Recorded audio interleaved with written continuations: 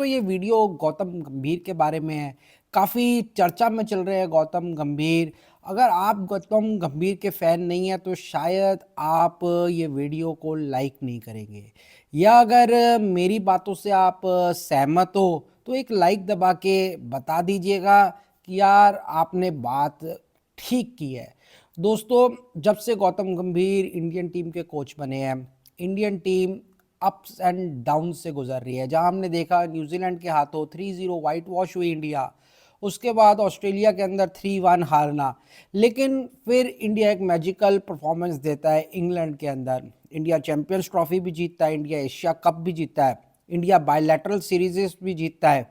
लेकिन अब घर के अंदर हारने के बाद ऐसे चैंट्स सुनने को मिल रहे हैं जहां पर गंभीर हाय हाय के नारे लगाए गए। गुवाहाटी का वो ग्राउंड जहां पे इतिहास रचा गया, इतिहास साउथ अफ्रीका ने रचा। इंडियन प्लेयर्स हताश थे, इंडियन प्लेयर्स नाराज थे कि क्राउड के अंदर उनके गुरु को हाय हाय का नारा लगाया गया। वहां पे दोस्तों मंजर ऐसा हुआ कि 408 रन की जब बारी से इंडिया हारा तो फैंस ने, जो वहाँ कुछ दर्शक मौजूद थे, हालांकि मुट्ठी भर दर्शक मौजूद थे, और एक शख्स बालकनी से निकल के गौतम गंभीर चिल्लाता हुआ सामने आया और नीचे जो तमाशबीन खड़े थे उन्होंने हाय हाय के नारे लगा दिए। वहीं पे मोहम्मद सिराज, डीएसपी सिराज इंटरवीन करते हैं। इंडिया के कुछ जो और टीम के अंदर हैं वो इंटरवीन करते हैं और उनसे कहते हैं कि यार ये आप मत करिए। वहाँ पे पुलिस भी आती है, पुलिस भी जो है वो तमाशबीनों को रोकने की कोशिश करती है, लेकिन तमाशबीन नहीं रुकते। आपने इंटरनेट पे ये वीडियो वायरल होते हुए देखा है जहाँ पे एक चश्मा पहना हुआ शख्स ये हरकत करता है। अब दोस्तों, कहानी यहाँ से शुरू होती है कि क्या हम इतने गए गुजरे हो गए हैं?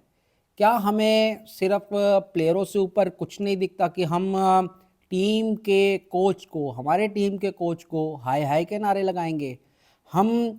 या इतने, एक कह लीजिए कि आप एक प्लेयर्स पसंदा हो गए हैं, एक सिर्फ टीम को छोड़ के कुछ प्लेयर्स के लिए हम गौतम गंभीर को निशाना साधेंगे? जहां पे इंडियन टीम कुछ नहीं कर पाई, ना बल्ले से, ना बॉल से, ना फील्डिंग से, वहां पे एक कोच की क्या गलती है? मैं आपसे सवाल पूछना चाहता हूं कि आपके गुरु ने आपको बेहद अच्छी तरीके से पढ़ाया होगा। अगर आप इम्तिहान में फेल हो गए, क्या आपने अपने गुरु के घर के बाहर हाय हाय के नारे लगाए? क्या आपने कभी अपनी क्लास की टीचर के बाहर हाय हाय के नारे लगाए जब आप स्कूल गए होंगे? या जहां आप जॉब करते हो, जहां बिजनेस करते हो, वहां आपने अपने ही सीनियर्स के खिलाफ या अपने ही एल्डर्स के खिलाफ या अपने ही बॉसेस के खिलाफ हाय हाय के नारे लगाए? नहीं लगाए होंगे। लेकिन जब बात क्रिकेट पे आ जाती है ना दोस्तों, हम बहुत भावुक हो जाते हैं। जब बात क्रिकेट पे आ जाती है हम इतने भावुक हो जाते हैं कि हम एक कोच को चैपल एरा से तुलना करने लग जाते हैं। हम ये नहीं सोचते कि ये जो कोच था ना, उसने हमें T20 वर्ल्ड कप जिताया था। ये कोच वो था जिसने हमें 2011 का वर्ल्ड कप जिताया था। धोनी की फोटो लगती है, धोनी का छक्का दिखाया जाता है, लेकिन गौतम गंभीर के वो रन नहीं दिखाए जाते।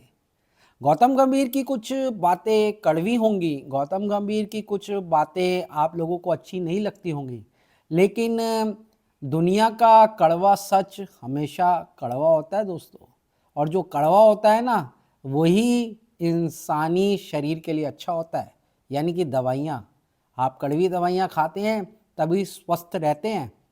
इसीलिए ये जिद छोड़िए, गौतम गंभीर को थोड़ा सा साइड करिए और इंडियन प्लेयर्स के बारे में भी बात करिए कि ये प्लेयर्स जो तरसते हैं इंडियन टीम के अंदर आने के लिए, जो तरसते हैं कि हमें मौका दिया जाए, लेकिन जब इनको भर भर मौके मिलते हैं तब ये रन नहीं बनाते, तब ये विकेट्स नहीं लेते हैं, तब ये कैचेस छोड़ते हुए सामने आते हैं।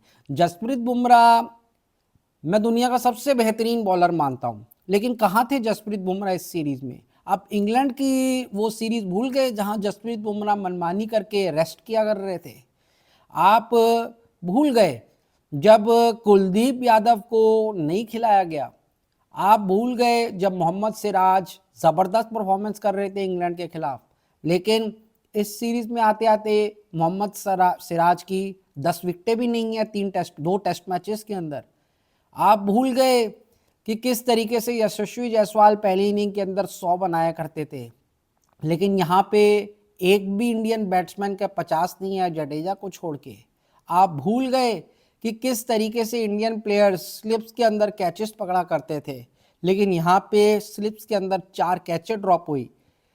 सिलीमिडॉन गली का कोई आपके पास खिलाड़ी नहीं है। आप भूल गए सरफराज अहमद को, जिसने इंडिया के खिलाफ छाती पे बॉल खाई, लेकिन आज वो सिलेक्टर्स सरफराज को टीम में लेने के लिए तैयार नहीं है।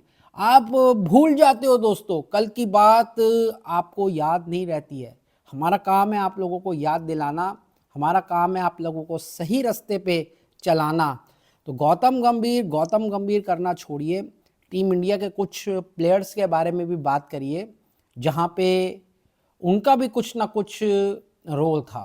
जहाँ गौतम गंभीर की नीतियाँ शायद आप लोगों को ठीक नहीं लग रही हो, उसका कंडेम करिए, आप लोगों के पास पूरा राइट है। लेकिन एक टेस्ट प्लेयर को, एक एक्स प्लेयर को जिसने आपको इतना कुछ दिया हो, उसको हाय हाय करने का आपके पास कोई राइट नहीं है। आज के लिए इतना ही दोस्तों। अगर मेरे विचारों के साथ आप ज़रा सा भी संबंध रखते हैं तो चैनल को लाइक सब्सक्राइब ज़रूर करिएगा, क्योंकि आप इस शो का ज़बरदस्त हिस्सा हैं। तब तक के लिए have a nice day, good night, take care, bye bye.